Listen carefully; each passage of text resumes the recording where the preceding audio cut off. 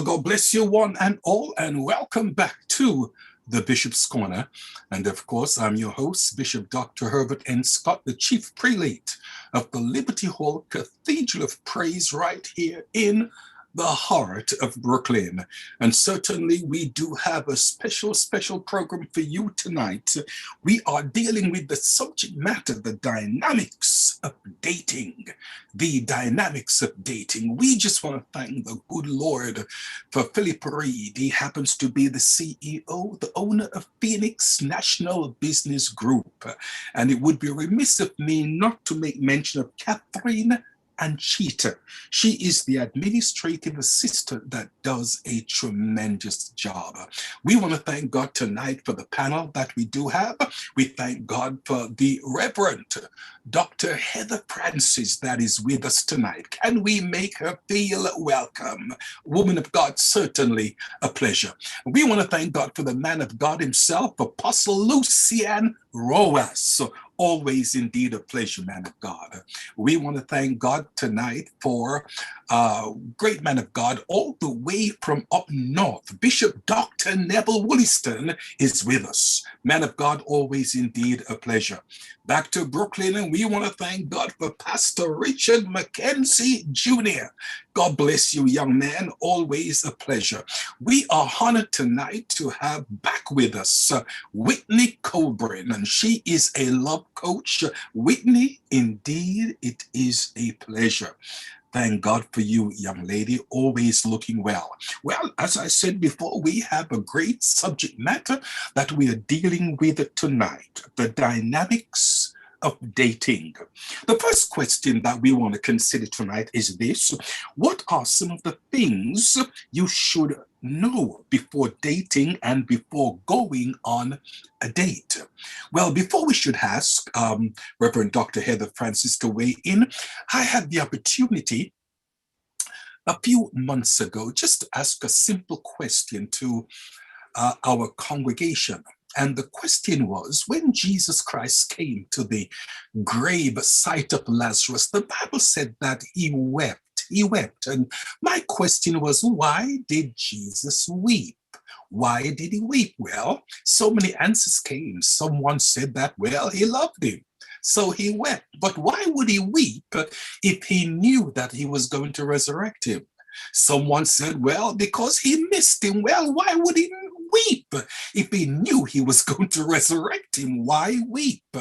And so forth. And when I thought about it, the Lord, as it were, gave me a revelation. The Bible affirms to us that to be absent from the body is to be present with the Lord. And Jesus knew that to bring a person back from the presence of God into this sinful world is enough to make anyone weep. I say this to say that, ladies and gentlemen, that sometimes there's so many ways to look at certain situations, things that we should consider before dating. All right? Now, hear me. Breaking someone's heart is okay. What? Breaking someone's heart is okay? Well, listen, if you aren't the one getting broken up with, then you're probably the one that's doing the breaking up. And that's fine too. Why? Because you should never feel like you have to stay in a relationship just to make somebody happy. So there's so many things, so many ways that we can look at certain situations and so forth. So the first question that we want to consider tonight is this: what are some of the things you need to know before dating and before going on a date? Reverend Dr. Heather Francis, woman of God, how say you? Good evening, Bishop. Good evening, panel. Good evening, Whitney. I just want to give honor to our host, Bishop Scott, and also thank God for Dr. Phil, just for the vision for the program. Awesome program as always. I'm just going to give my basic insight because I haven't dated in a really long time. I'm probably not the right person to ask this question to, but just in pondering the question, I would think that the first thing that you would have to do is to find out within yourself if it is the right time for you to date, because the timing has to be right.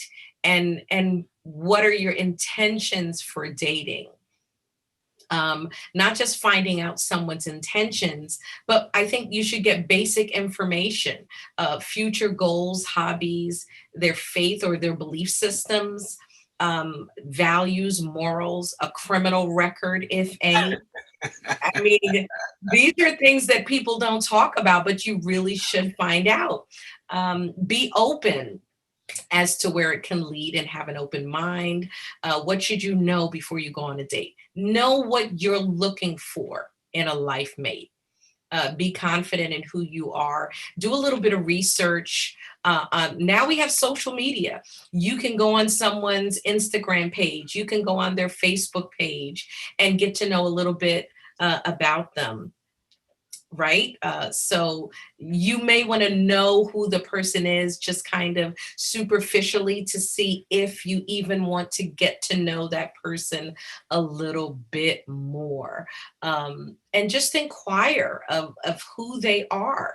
And get to know who they are before you put yourself in a position of a confined space. And then you're going to be uncomfortable or not really say, this really isn't, the kind of person that I want to sit around and talk to.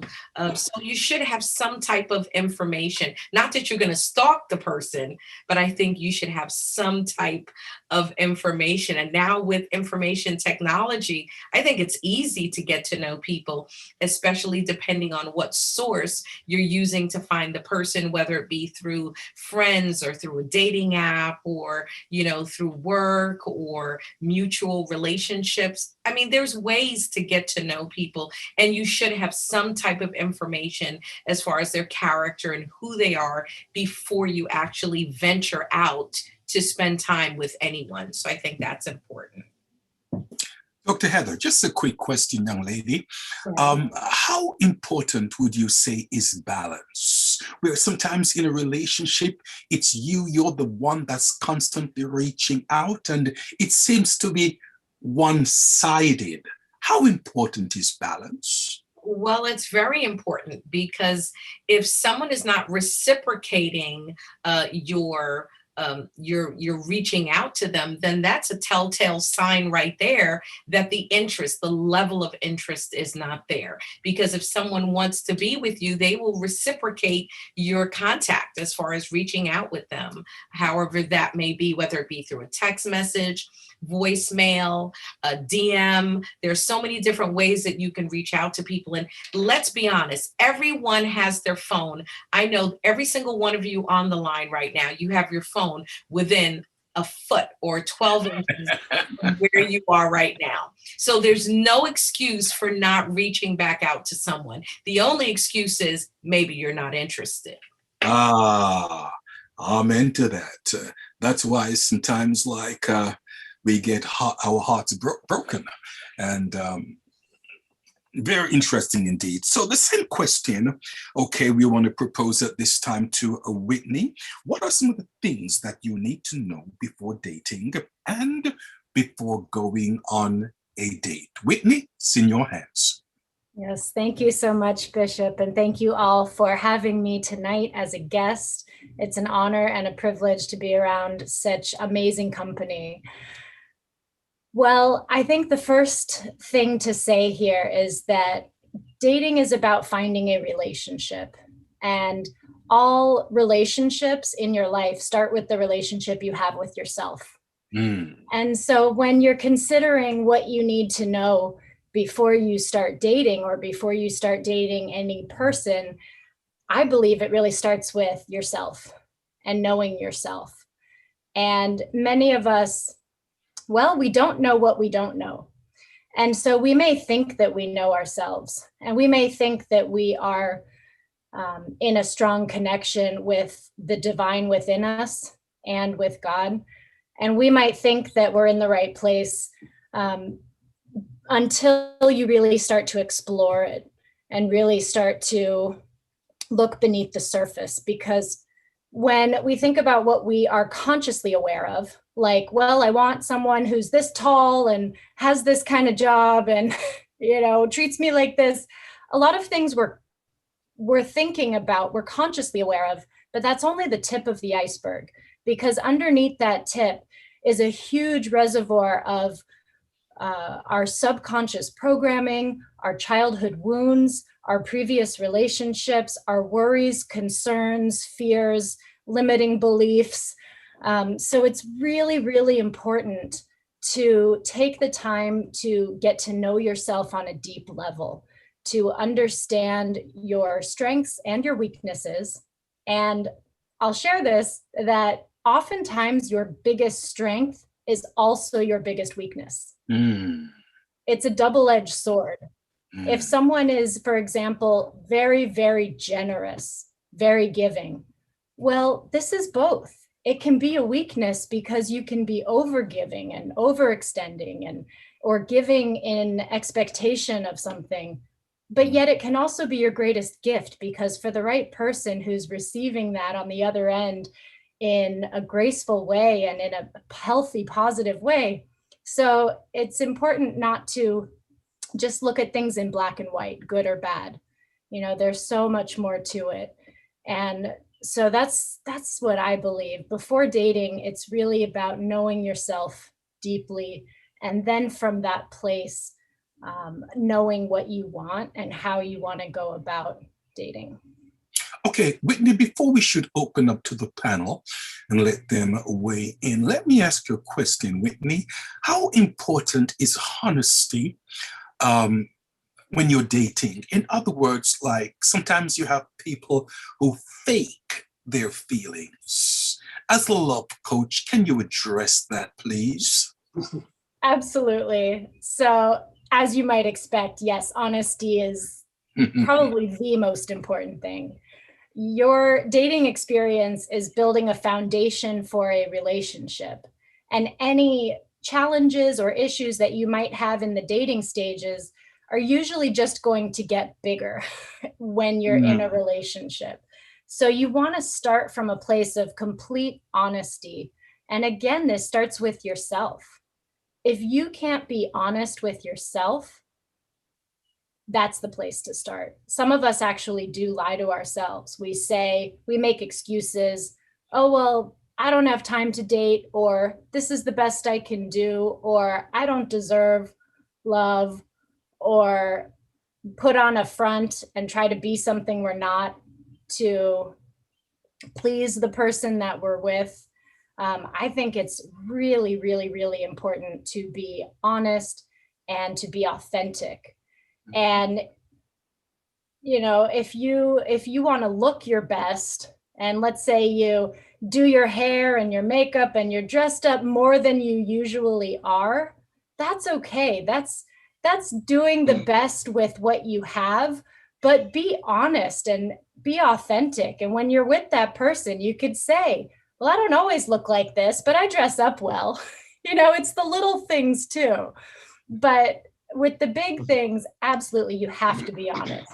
I know people that start dating and they won't tell the person that they have kids right away. Well, why would you do that? Why do you want to date someone who doesn't know this up front? I say put it all out on the table as soon as possible. And if the other person accepts that, then you move forward. Because if they can't accept you for who you are, then there's no point in continuing that.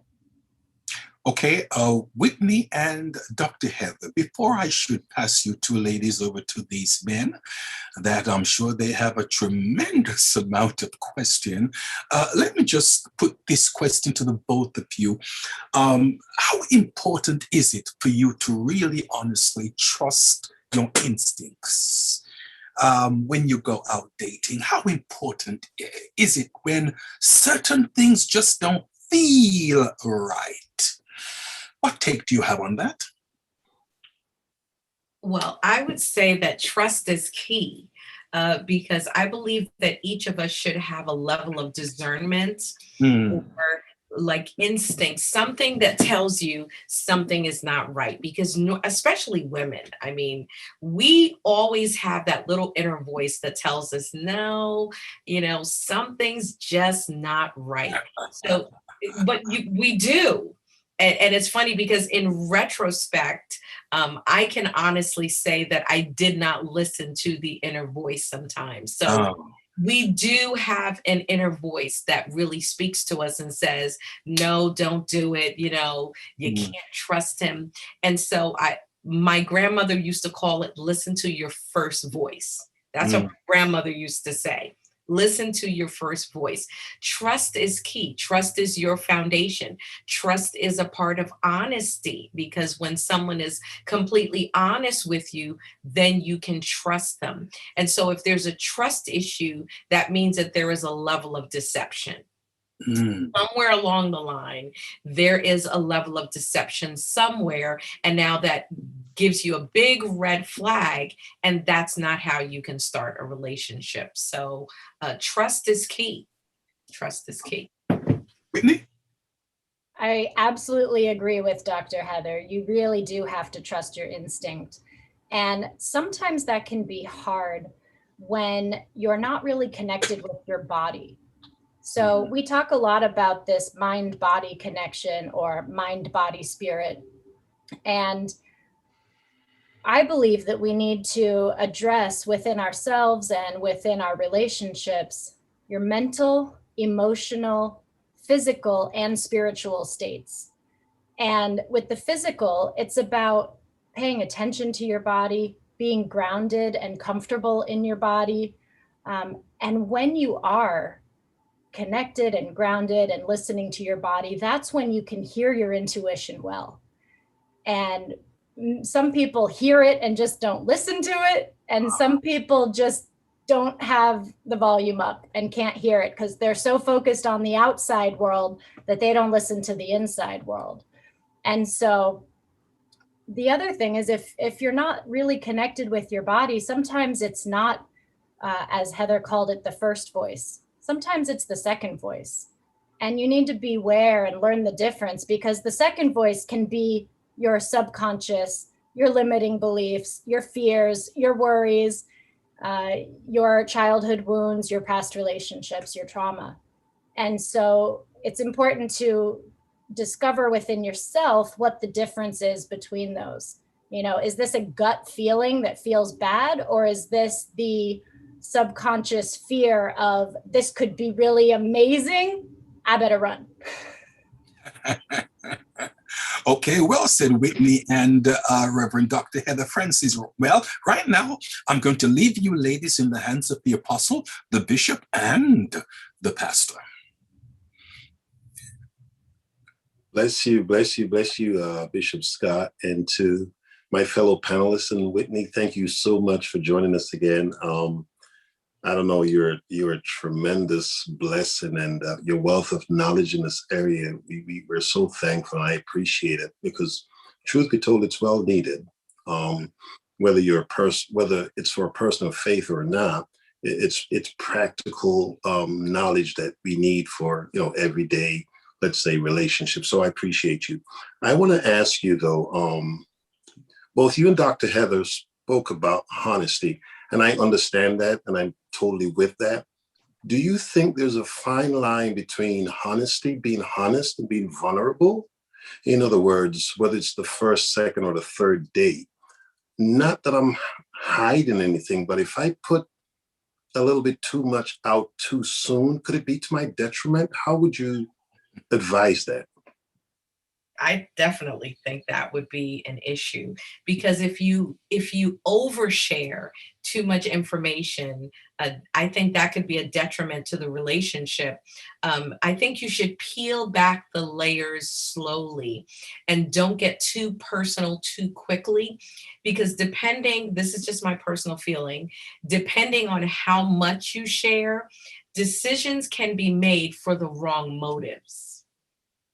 So I think there has to be layers to how much information you share, because you want to be accepted for who you are, but you don't want to be chosen for the wrong reasons. And I think that when you overshare, sometimes you become a target rather than a partner or a potential life mate. So I think there's a fine line to it, and it has to be done slowly. There should be a process. I'm not going to open everything up to you and we just met. I think that's a big no-no, but let's ask the expert, Whitney.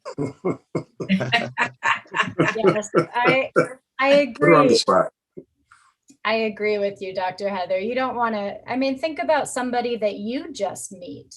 Let's say you are out to lunch with some friends and you meet a friend of a friend and they say, "Hi, how are you? I've been in a horrible relationship before and I feel this and I'm that and I had this." Like, you're like, "Okay, that's nice." And, but if you got to know that person over the course of several weeks or months and all of that came out, you would probably feel differently.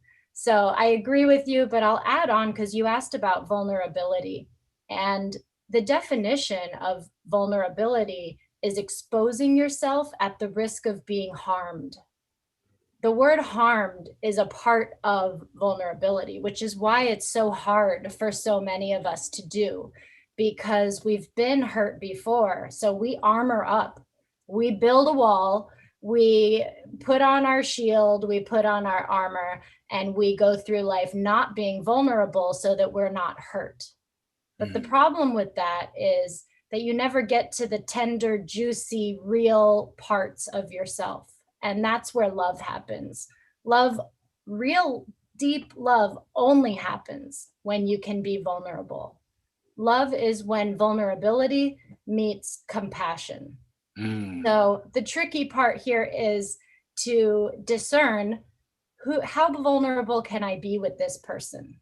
How safe do I feel with this person? And that's what it's really about. So when you meet someone for the first time, you can't be 100% vulnerable because you don't know if you can trust this person or not. So as you get to know them, you open up a little bit more, you see how it feels, you check in with your own body and intuition. And then as you feel safe with this person and you feel that they're giving you compassion, friendliness, kindness, then you can open up more. And that's the goal. Even when it's hard to open up, the goal is to be able to open up. Do you think it should make a difference though, Whitney? The fact that I'm on a date, whether it's the first or second, we vibing or we connecting, as young people say, vibing. We're connecting. There's a connection. There's something that's connecting both of us. I'm attracted to you or whoever. There's an attraction. Should it matter that you had a checkered past, whether you open up on the 5th date or the 10th date? Because I'm not attracted to your past. I'm attracted to you. And we're trying to find out, where can this thing go? So the 5th or the 6th date, do you think it really matters? Because I'm not attracted to your past, even though I don't know all of your past. Now, here comes the 5th or the 6th date. Boom, I get this bombshell dropped on me. What do I do? I'm attracted to you. So there's no one size fits all advice for everybody, because people have different personality types. They're dating different types of people. I don't know who you're on a date with. Maybe that person is not a great person. There's so many factors at play that it really does depend on finding that balance of whether you can trust the person. So going back to your question and how you stated it, if you're on the 5th or 6th date and then you drop a bomb, well, what is the bomb? How important is it? If somebody, say, I don't know, had a bankruptcy, you wouldn't lead with that. You wouldn't tell the person on a first date, most likely, "Hi, I'm so-and-so, and I had a bankruptcy 3 years ago, and you better accept that about me or else." But as you get to know them and as you start making a decision whether you want to take it from just dating to being in an exclusive relationship, that's when those kind of things should start coming up, is when you're making those decisions. But in the beginning, it should be all about being in the present.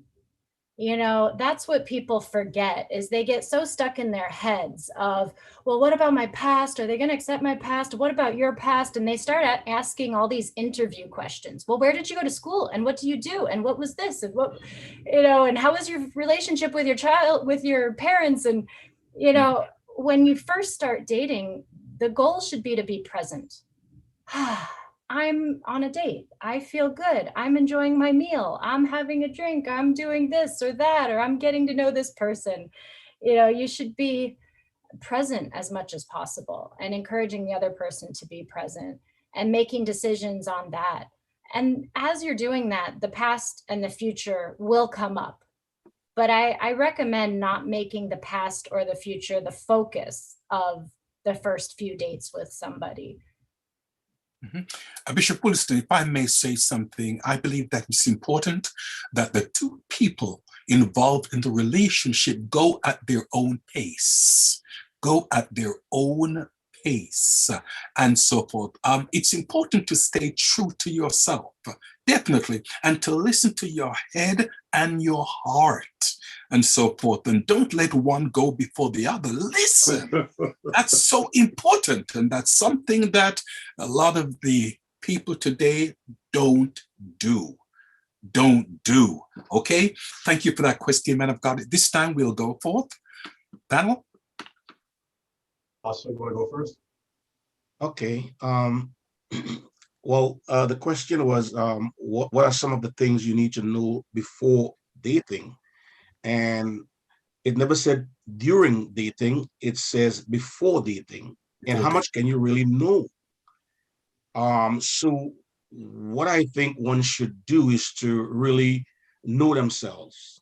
You have to add value to yourself before you can add value to others. So important. I think Dr. Heather and Whitney did stress on knowing yourself and being being healed, being holistic, and you need to know what you want in a relationship. Some things are a non-starter. If the person smokes, for me, that's a non-starter. Or, you know, certain things. So you need to know what you want in terms of boundaries and what you can deal with, because it's hard to get 100% package. I know some people are very picky and they're not going to settle for certain things, but I think you could work with 80%, or some folks would work with 90%. But you don't want to raise a child now. You don't have to tell them, listen, do this, do that, do this. I mean, that will wear you out. So I mean, you have to look for compatibility too, because if you're at a level on a 1 to 10, you're at a level 8. You don't want to be dating a level 2. It's too much work there. That's high maintenance. You know what I mean? And what is the person bringing to the table? Now, my mother was old school. My mother died at 96, 97, and she grew up in the time that she grew up. And my mother never worked, not because she was lazy. She raised 8 children, and raising 8 children in the country, in the village, didn't have washing machine and refrigerator and stuff like that. It was tough. She had to cook. And listen, there wasn't a Chinese restaurant on the corner.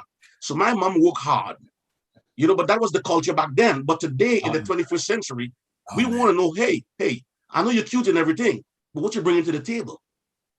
You know, so these are some of the things we got to know before we start dating. All right. And the person, since we don't know the person and their social media, you could get to know the person via FaceTime, Zoom, or whatever, and you can talk and so forth. And if you do meet the person, I think for the first time, you shouldn't cross country and go meet that person for the first time, not knowing if they're a serial killer or if they're an accent murderer. I'm just saying.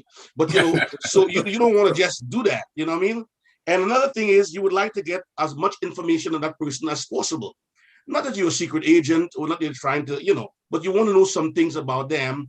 And if you would do meet first in a public place, the mall or whatever, in a restaurant or whatever, you know, and these kind of things. So because today you never know, people can be smiling, they can be talking, they can have a silver tongue, but you don't really know what type of person you're dealing with. And so you have to be ready. And also in dating, let me say this to the Christian folks, there must be a sense of attraction. I hear people get spiritual on me and say, well, God have to send that man or God have to send that woman. you have to like them a little bit too. I mean, they're going to be some sort of attraction. And even though there's an attraction, later on, their personality, or you realize they don't have substance or credibility or integrity, that can fade, but there must be some kind of an attraction. So I am not in the dating business because I'm married. But I remember when I met my wife, we met in Trinidad, and I went to see my niece run. She was really good at running marathons. And I flipped the script rather, and I started running after my present wife, So that was a marathon too, in a sense. But yeah, so there was a sense of attraction, and then we grew into that. But the question, coming back to the question that Bishop Wolliston asked, was very, very good question. One of the things with transparency and revealing all to the person when you just meet them, I think there's a balancing act. I think in terms of vulnerability and transparency, you have to balance it. You can't be deceptive and hide stuff on purpose and try to woo the person until they fall in love with you, and then you reveal the bombshell. Well, I'm HIV. Well, I was arrested once because I molested a kid. I mean, these things could be. I mean, I was on the other side before. Whatever. I mean, you bring roses and flowers. You treat them nice. You order limousine and everything, and then you tell them all these things. It's like, what? Or you hide it from them, and they get to find out from somebody else. So while there is balance in terms of transparency, I think Whitney rightly said, enjoy the presence, but at the same token, don't lie to me. Don't act like you have no children. Or you didn't divorce yet, and you're acting like you're divorced. All these things can be deceptive in terms of dating.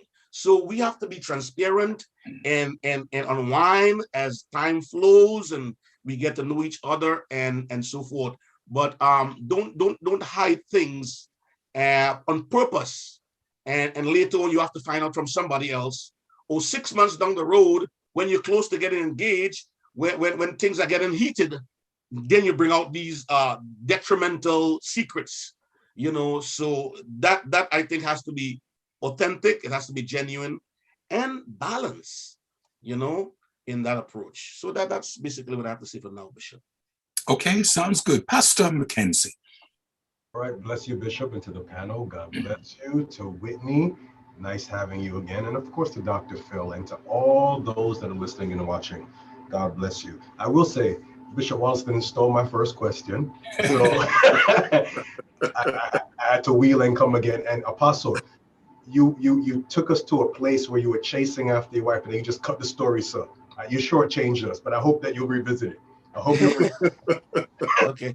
But anyway, you amen. We talked earlier about honesty. Whitney talked about, and she brought up a specific point. It reminded me of something I heard today, of dating somebody not even knowing that they have a child. And yeah, I heard that and it stuck out to me. And I agree that you cannot be super open on the first date. As I've said before, that there are people that cannot handle what you have to tell them, and there are some that will mishandle what you have to tell them. So you have to be careful of what you disclose. But at some point, you have to be honest and open.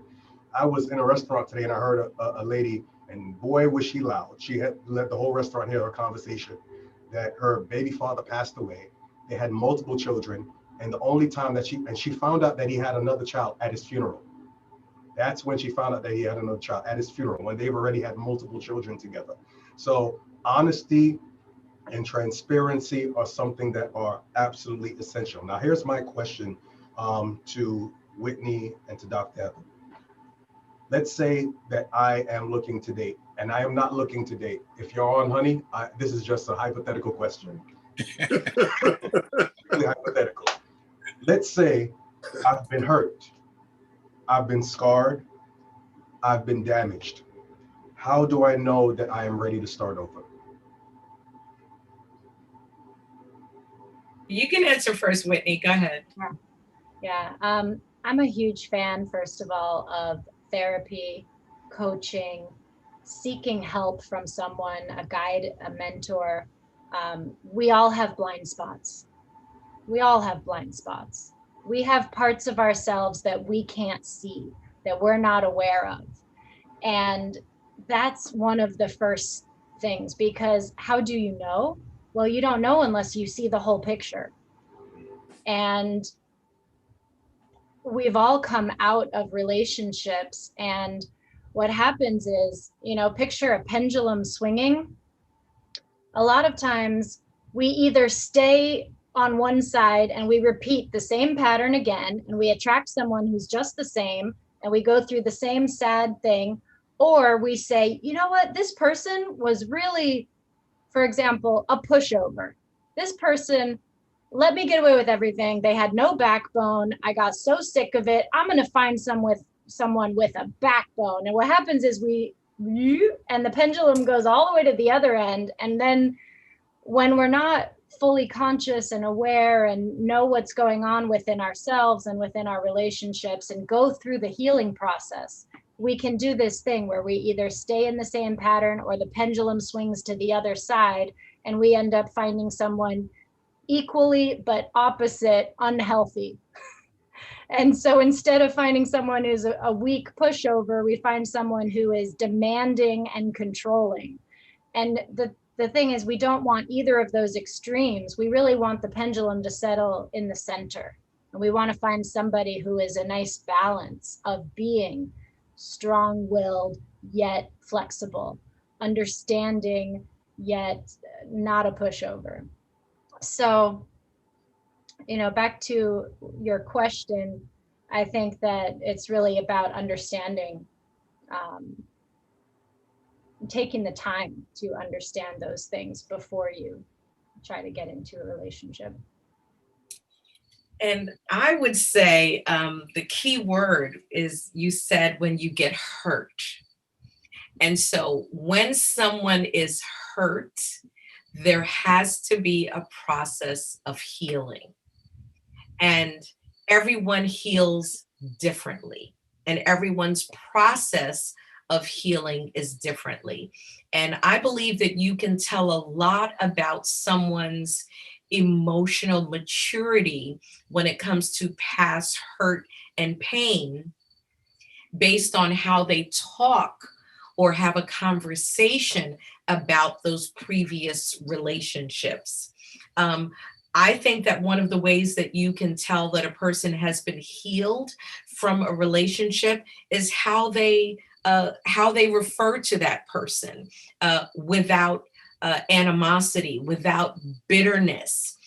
When you come to a true understanding and also a level of accountability as far as what went wrong in the relationship, not saying that you were necessarily at fault, but you can also look at it in retrospect in a completely different way. As Bishop Scott opened tonight, he talked about looking at things differently with different perspectives. And so the more you heal from a relationship, it allows you to see things differently.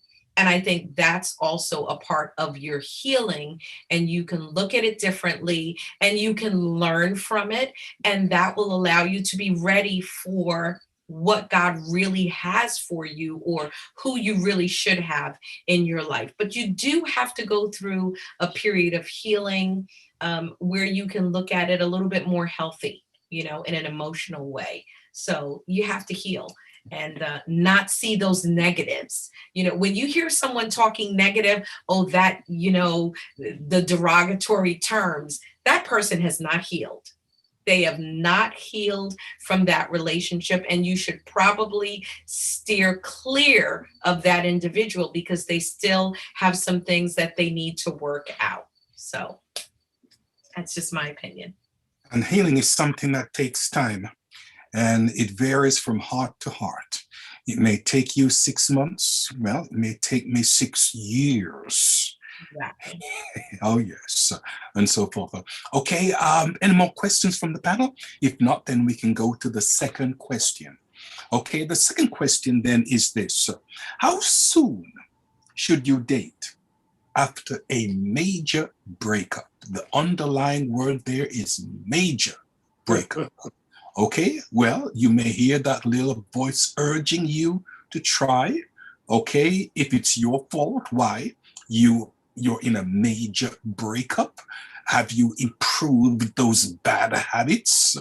Okay, or it could be that, well, you have to wait until you're 75% over it, or you have fully accepted the actual breakup.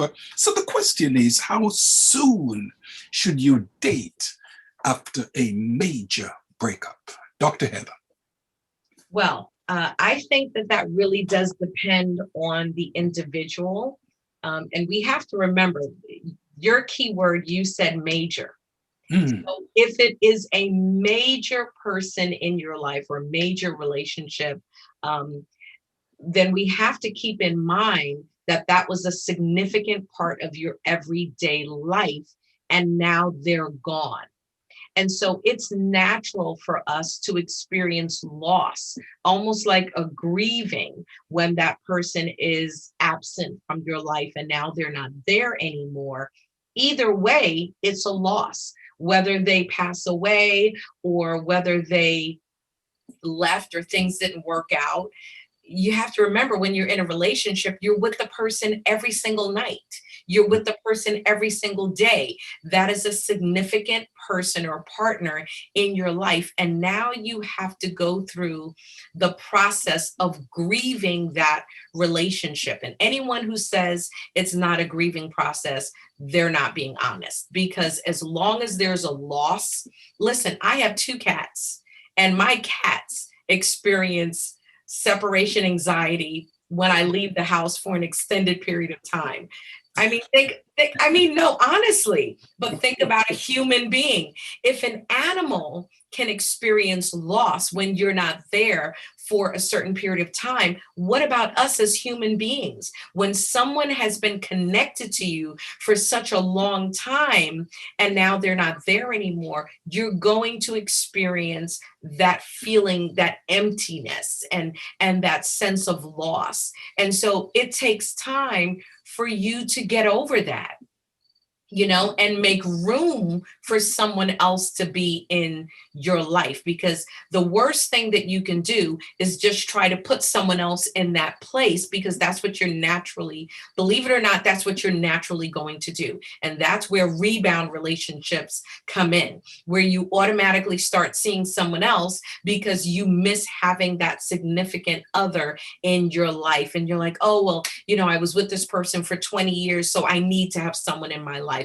Well, do you really? Because you need to grieve that loss of not having that person there and get to a healthy, emotional, spiritual, psychological place before you have someone else come into your life. So honestly, I think it takes time, but it depends on each person. It's individual. The question is, how soon should you date after a major breakup? Let's hear from Whitney, and then we'll go over to Pastor McGee. Whitney. Yes. Well, I used to be the kind of person that would jump from relationship to relationship and didn't understand the idea of you need to take some time to be by yourself and get to know yourself. To me, I was actually resistant to that and frustrated by that and thought, I know myself just fine. Like, what are you talking about? And looking back, I really didn't. And I've learned so much since then and grown so much and have learned to have healthy relationships, which is why I'm so passionate about this now and helping others learn this, because we don't learn this in school. We don't learn this in our lives. And most of us have poor role models. So these are things that we have to push ourselves to learn. And, from my own personal experience, I actually am a widow and my husband passed away. So that was probably the first time that I did realize I need to be alone. I need to take time to heal and grieve. But it's true, most marriages are just as hurtful almost as a death. You do have to mourn the loss of the relationship, mourn the loss of your hopes and dreams, mourn the loss of everything that you thought you were going to have, as well as this person no longer being in your life. And a really important part of that grieving process is to allow yourself to feel, to allow yourself to break down, to allow the negative emotions to overcome you.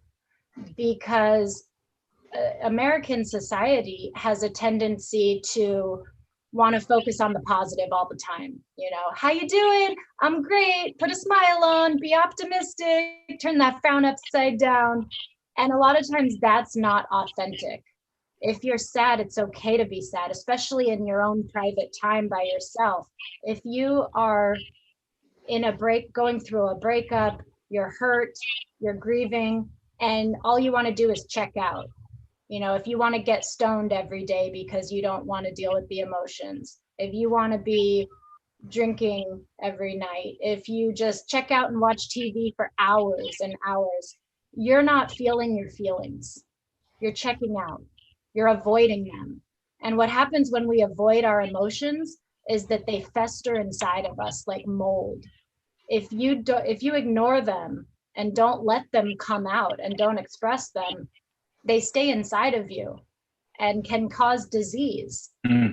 And so one of the most important pieces of healing is to let the emotions out, to let them flow, you know, in a safe environment. And I know from my own experience, after I lost my husband in 2017, I said I'm not going to date for a year, and I didn't. But I allowed myself to feel. I sought therapy. I worked on my healing a lot. I read books. I was very focused on it. And after a year, I was ready to date. And I met my now partner, who I've been with for 2.5 years. And I didn't have to date much because I waited. And as soon as I was fully ready, I felt ready, he showed up. And oftentimes that's what happens. When we get ourselves ready, all of a sudden the partner shows up. We got to stop worrying about how am I going to find my partner and what am I going to do and who is this part. Like, get yourself ready, and the rest often will unfold very naturally. But Whitney, just a quick question. If a person finds that they are still angry over the breakup, do you think that person is ready to start dating? I don't think they're fully healed. You know, and I know from my experience, when I first would talk about my husband, I would always cry, always. And now, as you see, I can talk about it much more freely and not cry. And it's not because I don't care. I still love him. I'll love him for the rest of my life. But I have healed and I have accepted this.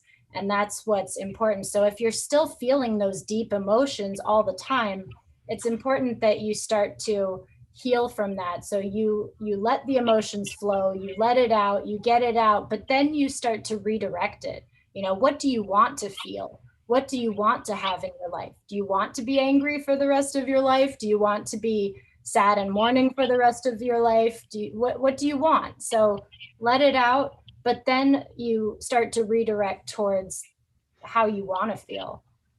You know, and holding on to anger and resentment, it's harming you. You know, you're no longer hurting your ex by being angry, you're hurting yourself. And so you don't have to forgive what they've done, because sometimes you have good reason to be angry with this person. And it's not about making them okay, but within yourself, it's important to find some kind of peace within yourself. And yeah. One more question, Whitney. If a person cannot own up to the role that they played in the breakup, do you think that person is healed, ready for dating? No, that's an important step in the process that I do in my love coaching, is recognizing the victim mentality versus radical responsibility. Correct. And the word victim, it's not just what you think. It's so much more. It's being just a victim of your circumstances, you know, pointing the finger at other people, blaming other people, saying, well, I'm just this way because of this. You know, we have so much more power within ourselves than we realize. And when you're really aligned mentally, emotionally, physically, and spiritually, all of a sudden, all of your energy and power just gets turned on, and it becomes so important to not be in this mentality of being the victim or being stuck. You have the power to get the life that you want, to make changes in your life, and even to change yourself, the things about yourself, change your mental and emotional state, and to heal. Healing is possible. Thank you, Whitney. Okay, Pastor McGee, the question is, how soon should you date after a major breakup? God bless you, Bishop, and God bless you to the panel and everyone that's on.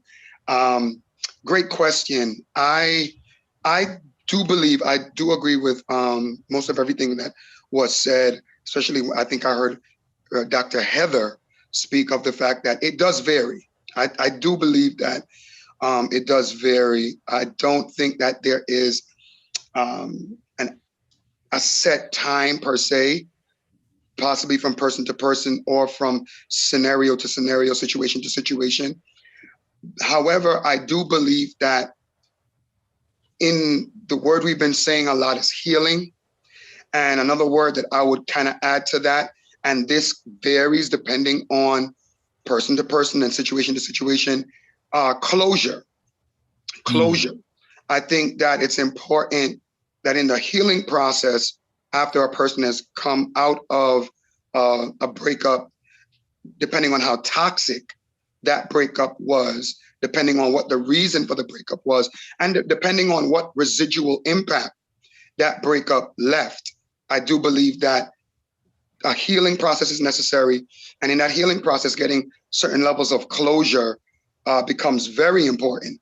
I think that we do a lot of damage because of doors that we haven't closed, and we're trying to force entry and enter new things, new relationships, new avenues without closing certain other chapters and certain other things in our life. And what happens is that we definitely allow some of the poison from some of our negative experiences to just kind of spread itself, and it becomes a contagious kind of cyclical kind of thing. And one of the things I love that Whitney said was being a victim, having the victim's mindset versus having radical responsibility. And I think that that's another huge part of the process of healing and closure is also levels of awareness. I think that one of the things that becomes a huge issue relationally is the fact that I think a lot of people struggle with self-awareness. And I think one of the most dangerous things to have in a relationship or in many different angles of life is when an individual lacks self-awareness. And I'm gonna stop right there, Bishop. Okay, I'm gonna open it up now to the panel for their questions. Bishop, not so much a question, but I'm just wondering if Whitney can elaborate a little bit more on, especially Pastor McGee just brought it up. I think it's very important for us to get a more clearer understanding. I understand, but I think it's important. The victim mindset as opposed to radical responsibility, because at times that's all you hear. I'm a victim of this, I'm a victim of that. He did this. I'm not saying no to he or she doing me this or that, but at what point do you take responsibility of moving from where you are? You can't erase what was already done, but at what point do you sit here? The man was there for 38 years. Victim, no man helped me. There's nobody there. Come on, 38 years? If anybody knows or knew when the water was troubled, you would have known. You're better prepared. You've been there for a good minute. So I'm just wondering if Whitney can probably just elaborate a little bit on the victim mindset as in regards to that and the radical responsibility. Yeah. So first of all, most people are in victim mindset. Most people. And so one of the challenges with this is most of your friends are also in this, and most of your family is also in this. And so you're getting corroboration between everyone on, oh yeah, you might say, well, you might feel like you were a victim of your past relationship, and when you go to talk to your friends, they all agree with you. And when you go to talk to your family, they all agree with you. And the one person that doesn't agree with you, well, that person's just wrong. And so it really does have to start within yourself to change this, because we're all hurt. The human condition is that we have to go through suffering. Our loved ones pass away, bad things happen to us, and we have to be able to take the good and the bad. And with that, do what we can, do what we can with ourselves. So we're all hurt. And what happens is, because of this hurt, a lot of us are fearful. Just look at the news and history books and wars and all of this pain. I mean, it's very easy to be the victim because there's so much going on. If you're more interested in the story, well, no, but he said this. No, he said this, and then I said this, and then this happened. It's just a story. It's always just a story, no matter what happened. What you want to be interested in is, what action can I take next? And I can even use an extreme example. If you've been in an abusive relationship and you were literally the victim, it's not your fault. It's not your fault. But at what point are you going to take responsibility and take some sort of action to get yourself away from that? And that's an extreme example. Most of this takes place in our everyday life. We want a quick fix. We want to outsource the problem. We want to just take a pill and have it be over with. We want to stay in our comfort zone and not take a risk. We want to just not try. But radical responsibility means that we are accountable for our behavior and our interpretations.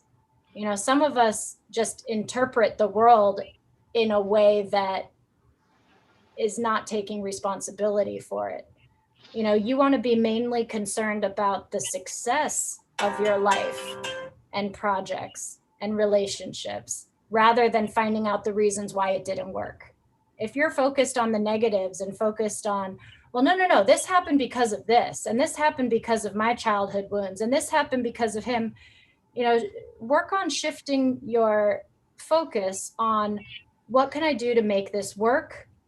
Or if it's never going to work, get out. Got you. Thank you. Questions, panel? I wouldn't call it so much a question. It's more of a comment. And listen, everything that we discussed today and everything that we talk about, everything that we deal with in life, there's a biblical reference to it. A lot of times we take 1 Corinthians 11 as solely a scripture that deals with Lord's Supper, where the Bible says, but let a man so examine himself. The Bible was preparing us to partake. Anytime we are getting ready to partake in anything, there must be a season of preparation. Even when it comes to dating and getting into a relationship, this is something that we're going to partake in. So there must be a season of preparation. Now the question was, if you've been in a major breakup, or experienced a major breakup, that means that was a serious relationship. So before you can just jump into something, there has to be a season of preparation, rediscovering yourself, preparing yourself, relearning yourself, reclaiming yourself, all these things that need to be done within the season of preparation before you can partake. Because one of the biggest issues that we had, and Dr. Heather mentioned it, and when you said it, I was like, I wrote it down, and as soon as I wrote it down, you said it. A lot of times we think that we're ready, and we're not ready. We just don't want to be alone. And that's one of the biggest issues. We have people that are jumping from relationship to relationship to relationship simply because we don't want to be alone. And all you're doing is further damaging yourself, because you're finding yourself now in relationships with people that you ought not to be with. So I don't know if the panel wants to, Whitney or Dr. Heather wants to talk on that as well, because I've seen it plenty of times that people are just jumping into relationships that they have no business being in, simply because they feel like they need somebody to be with. Yeah, so I like to picture that we all have this, like a cylinder within us, like a vessel that can be filled. And when you seek out a relationship because you're looking to be filled up, you come from a place of being needy. You come from a place where you'll sacrifice important things just to hang on to that relationship. I mean, how many times, especially the women, have you heard your girlfriend say, "But I love him"? You know, it's like you'll put up with anything just to have this love because you need to be filled. So along with everything else that we've all been saying is to take this time of preparation to know yourself, to love yourself, and to fill your own bucket, to fill yourself with love. And one of the ways that you do this is by taking care of your own well-being. How good do you feel? Are you smiling? Are you happy? Do you feel fulfilled on your own? And the question that you ask yourself is, what do I need? You know, because when you're looking for someone else to fill this, you're like, "Hi, how are you? Can you give me what I need?" And people pick up on that. It's in your vibe, it's in your energy, it's in how you portray yourself. And so you want to ask yourself, "Okay, self, what do I need?" And when you sit with that, meditate on it, pray about it, take some time in peace to listen to yourself. You know, I like to say, turn the volume down outside and turn the volume up inside. And you'll start to learn what you need. Maybe you want a relationship because you want someone to go do fun things with you. Well, what are those fun things? Can you do them by yourself? Can you grab a friend or your kids or a family member and go do those fun things so that you don't need your partner? And when you get to a place where you feel full, and then all of a sudden it's like a fountain overflowing. When you're overflowing with love, you are so magnetic and attractive to other people that's where you find the amazing relationships. And you know, I'm not pro relationship, pro find a body and just fill a void and settle. No, I'm all about the divine love, having a relationship that blows everything else out of the water. And so that's what it takes, is both people being fully fulfilled and overflowing with love so that they can share in that love instead of somebody needing the other to fill them up. Overflowing with love. I like that. Very nice. Apostle, would you like to weigh in, sir? Yeah, Bishop Scott. The question was, how soon should you date after a major breakup? Now, is this breakup a boyfriend and girlfriend, someone living together, or is it a marriage? Is it a divorce? Because on a divorce, it's on a different level. There are properties involved, joint custody, and then you say major. That means they were drama.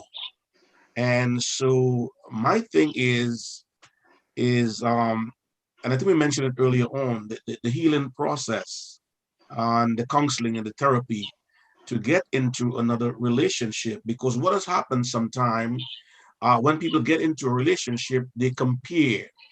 It's like I have had people come to my church and they compared me with the church that they came from.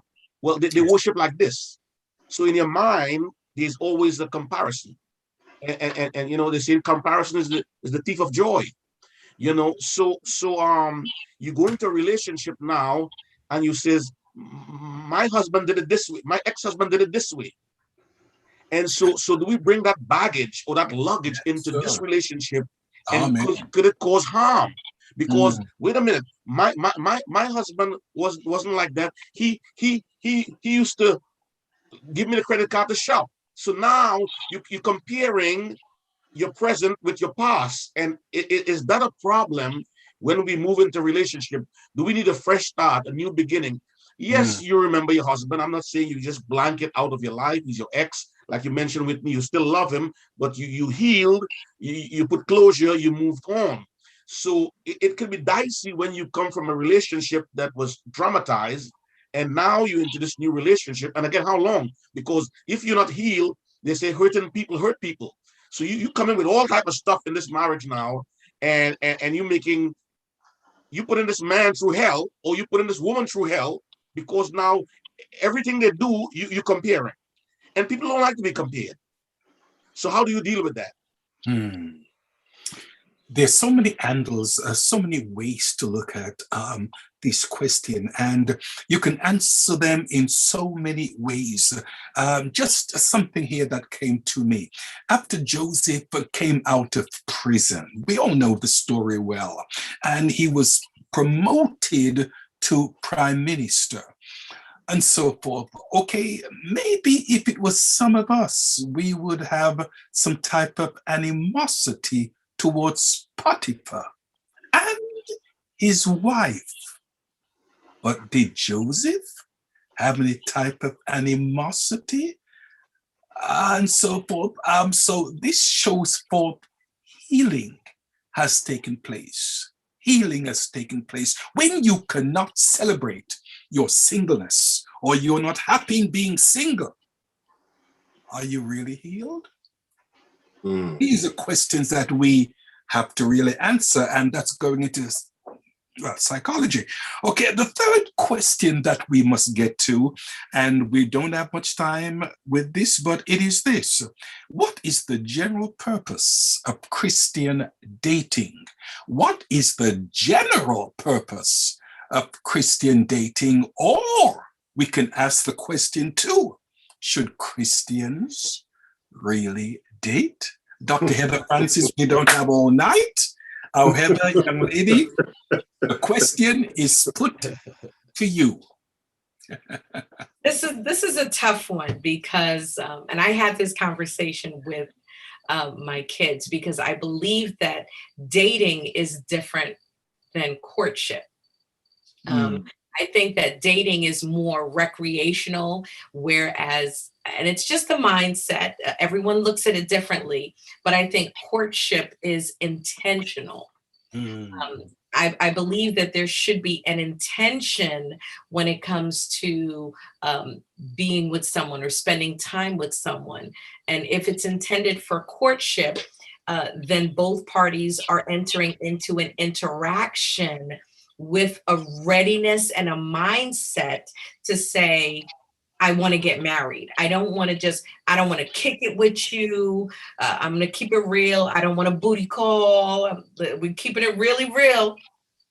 But we're Christians. And so my intention for spending time with you is because I'm looking for a husband, or if you're a man, I'm looking for a wife.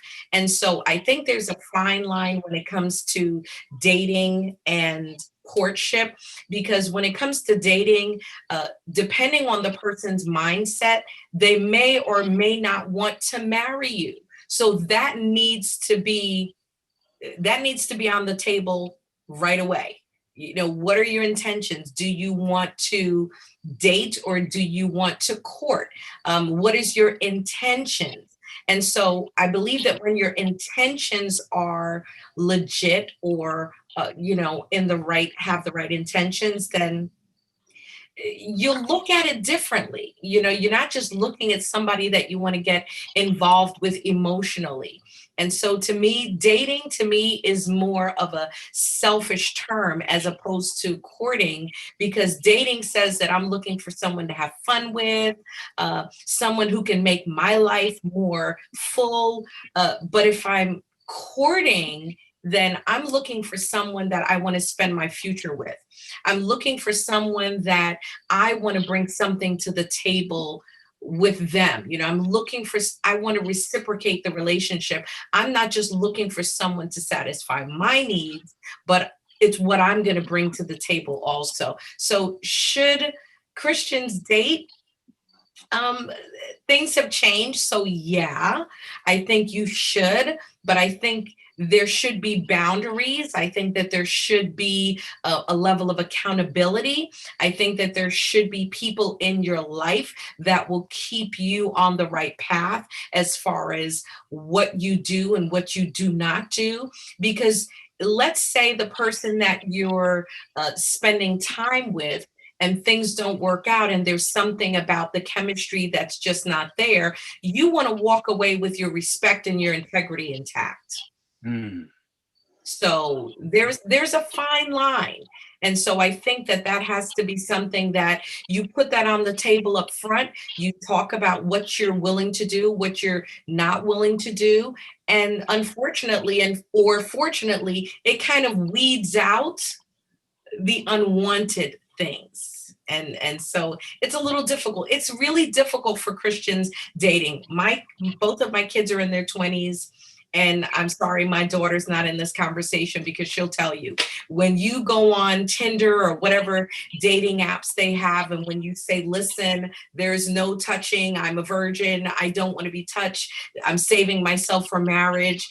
99% of the supposedly Christian guys, they will not hit you back up. Let's keep it real talk. Pastor McGee, the question is, what is the general purpose Christian dating? Should Christians date? I agree exactly with where Dr. Heather started off. I do believe that the real significant word is intentionality. I really do believe that we have to make a distinction between intentional dating and casual dating. Christians do not casually date. I firmly believe that. I wholeheartedly believe that. That is my conviction. And there is Bible to substantiate that claim that Christians don't just casually date.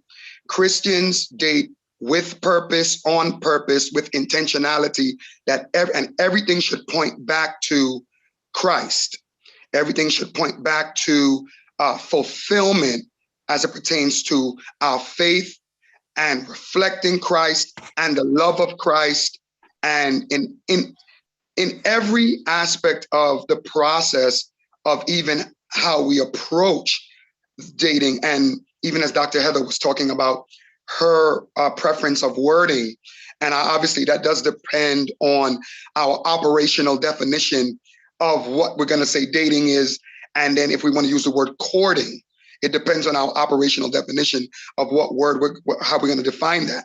But if we're defining dating as the pursuit of God's will concerning your completion, the two becoming one flesh, so to speak, one flesh ministry, then you can't casually go about that.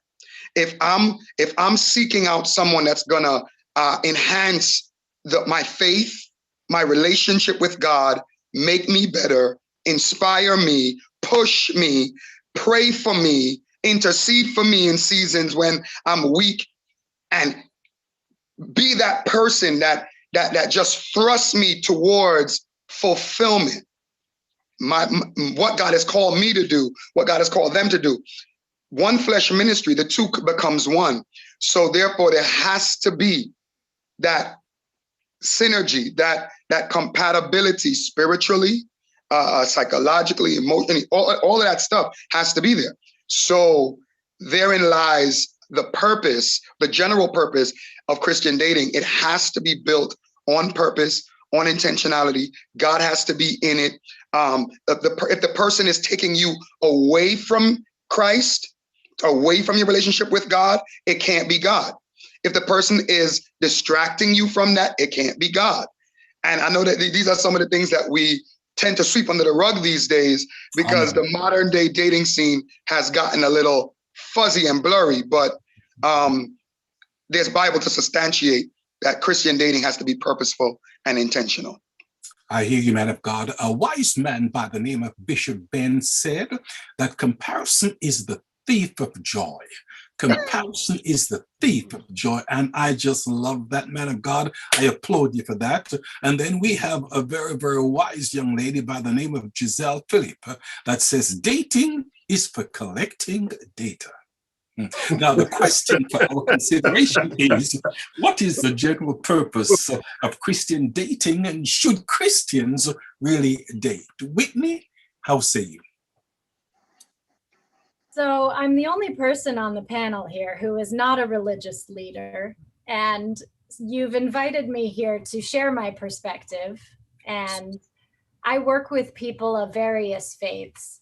And as I mentioned before, I believe in approaching dating, relationships, love, self-knowledge, self-love, all of this from all four of these: emotionally, mentally, physically, and spiritually. And you can't do this without all four. And the spiritual piece is extremely important. And I encourage each person that I work with and everyone out there to find their spiritual connection and the spirit within them, because there is a piece of divinity within you, or you wouldn't be alive. You wouldn't be here today. And so with that connection to God, with that connection to your spirit, I find, well, statistically, there are more women seeking relationship who identify as Christian and are looking for someone Christian than there are men, statistically speaking.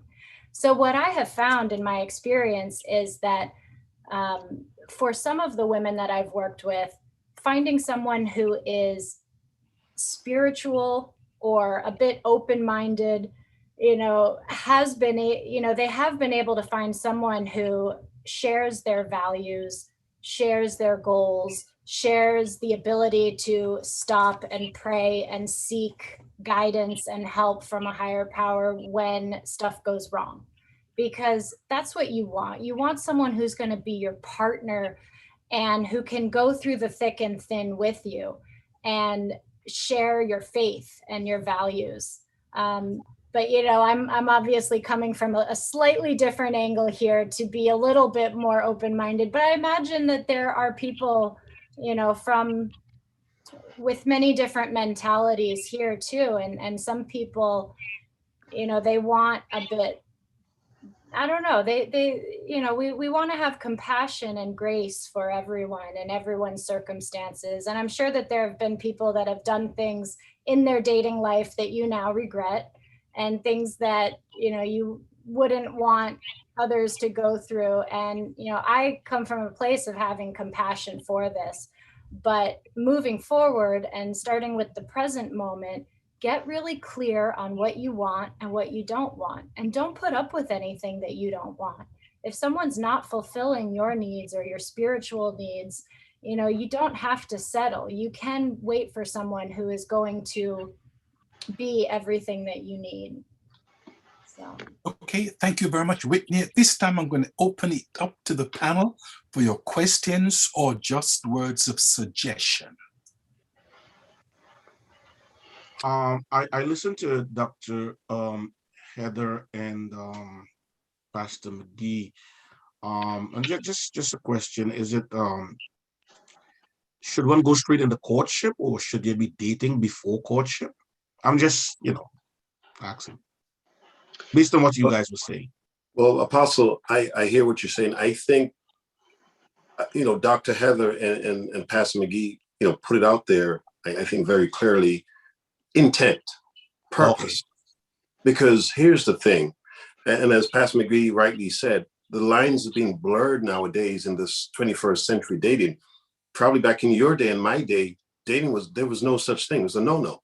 And why was it a no-no? It was to protect us, our salvation, our Christianity. So they would say, no, absolutely not. Whether they were right or wrong, but the fact is their intention was to protect us, because you never know what can happen. My question really is, in regards to dating, is it like trying on a pair of shoes? No, this don't fit, so let me take it back. Or a dress, or what have you. Let me try it. Nah, this don't work. I'm gonna try another one. Nah, this don't work. Let me try another one. What is the intention of you going out with this young lady, with this young man? What is your intent? Courtship, of course, as Dr. Heather said, is a whole different ballgame, in my opinion. You're leading to somewhere. Now, to me, 18-year-old, 19-year-old got no business dating, courting, whatever you want to call it. You got no business. Some of them can't even write a checkbook, never mind dating. And at 18, 19, you're talking about you're going on a date for what? You're in no way, shape, or form ready for marriage, and you know you're not. Now, of course, when we're in the old school, that's different because you're more mature at 18, 19, 20, 21. You understand what I'm saying? So I think Dr. Heaven and Pastor McGee said it correctly. Intent, purpose. What is the intent? Is it to say I have a girlfriend and now we're gonna date for 5 years? Are you kidding me? You gonna hold out for 5 years, bro? For 5 long years? I don't think so. So intent to me is very important. Bishop Ben put it correctly when he said that dating is social, friendship interaction, healthy dating leads into courtship with intentionality for a long-lasting, meaningful relationship. Bishop, could I say something? Could I insert something? Of course you can. Right here. Sure. I was, based on also to what Apostle Rojas was just saying and what Bishop Wolliston was just saying, the operative phrasing here within the question is Christian dating. If we were just saying dating, then I think it changes the whole course of our discourse. I think that because we are attaching the construct of the Christian faith to our dating and the principles that govern that, this is where we must make the distinction, because I think this is where the lines get very blurred in our current day faith walk, and where things are getting murky is that we're approaching dating then without the Christian aspect to it. If we're just gonna, as Bishop Wolliston said, just try on different pairs of shoes. And I'm just using that as the example, that if you're just gonna be in a situation, a ministry, a church, and you're just gonna be bouncing from woman to woman or from man to man, and then try to justify that as Christian dating, that means that the intention was off to start with.